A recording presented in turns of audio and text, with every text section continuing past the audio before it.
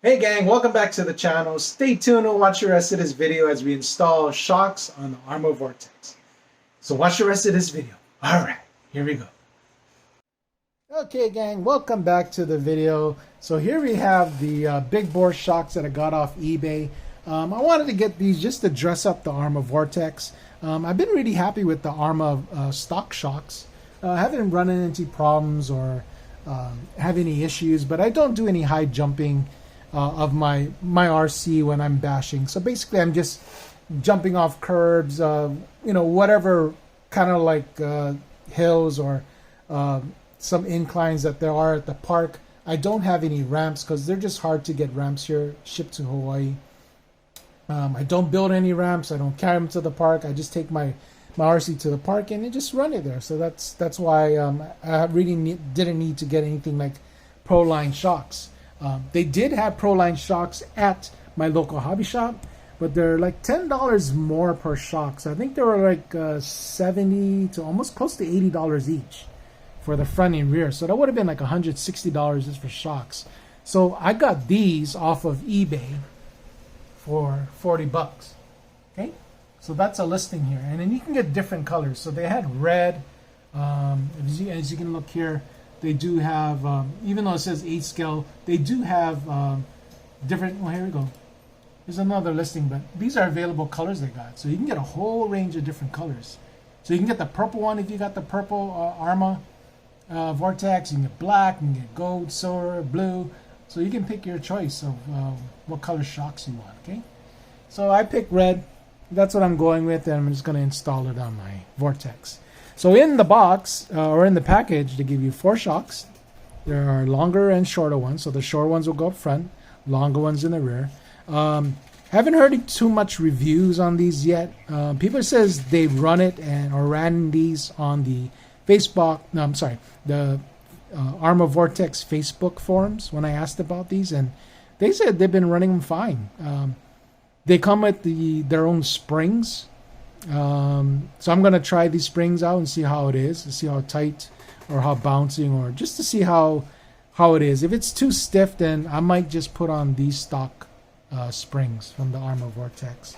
And it does come with the end links or inserts for the top of the shocks here. Okay, so I'm gonna put in. Well, I have a choice here. I do have 45 weight Team Associated oil. And I recently picked this up. These are TLR from Team Losi. This is 50 weight.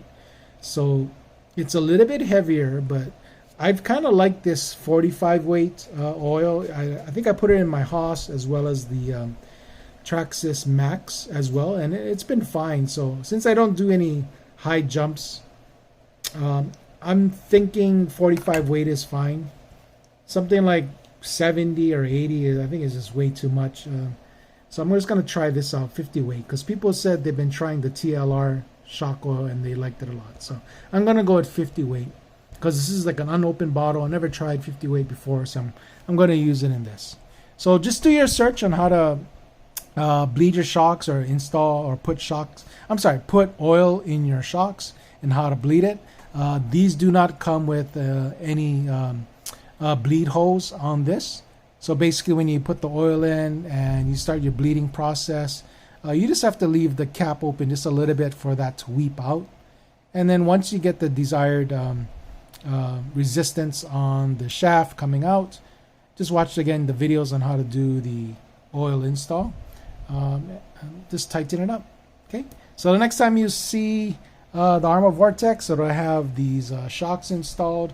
And then I'll probably do another bash session sometime later, just to see how this handles in conjunction with the Typhoon 3S arms that I already have installed. If you watch my last video with the hot racing pivot balls in there, so as you can see the pivot balls, I kind of went and I kind of like installed these on the composite arms that I got. If you watch my video, I did get the Typhoon turnbuckles. But people are saying on the Facebook forums that these composite ones are much stronger. And, for me, it's, even though I had no problem with the turnbuckles, if it is stronger, I'll just go with this. It's easier to there's no fuss about having to adjust it. I wish I got these composite ones sooner, but they didn't have it at my local hobby shop. So as soon as I got it in the mail from eBay, just a few days later after my install, I decided to take out the turnbuckles and put on the composite ones. So far, so good. Really liking this vehicle now. I haven't had any flips with the Typhoon Arms installed because it is wider, and that's the whole purpose of going with the arms. So I just want to finish off the look with these shocks. So the next time you see this vehicle, it'll have the red shocks, and we'll go over that. All right. Hey gang, so I finally finished installing the big bore shocks in the Arrma Vorteks. I wanted to do a reveal, so here it is with the body on. We'll just do a sneak peek of what's to come. There you have the red big bore shocks up front peeking out in the front, and in the back I have my big bore shocks there too. I did cut my body previously. I kind of like this look. I did this to my Traxxas Haas and my Max. Kind of shows off the rear end a little bit more, so I did have that cut out. So we'll do a kind of an reveal here by taking off the body, and this is what it looks like, guys. Okay, so it's a top view. So it dresses up the Arrma Vorteks just a little bit, and this is the look I was kind of going after. Again, you can get these big bore shocks off of eBay. I got mine for $40. Shipping is very quick. I live in Hawaii, so it normally takes about 2 to 3 days longer than you people in the mainland. You could probably get yours next day, but I got mine just in a few days, and really happy with them so far. I did take a paint pen, as you can see, and kind of like painted the insignias on various parts of the chassis here. So I got it on my Sentin front bumper, and then I also painted the A-arms and the links, so you can see it there. It's not the best job, but it kind of shows off the Arrma insignia. Did my shock tower too, so it's fresh paint, so it'll dry up, but I kind of like the look. I really like this black and red look. We'll see if there's any more aluminum parts that have come out for the Arrma Vorteks. I don't want to make it too heavy, but I'll dress it up as needed, and we'll see what's coming out for the Arrma Vorteks. But these are the big bore shocks. Really like them. They seem to be really good pieces.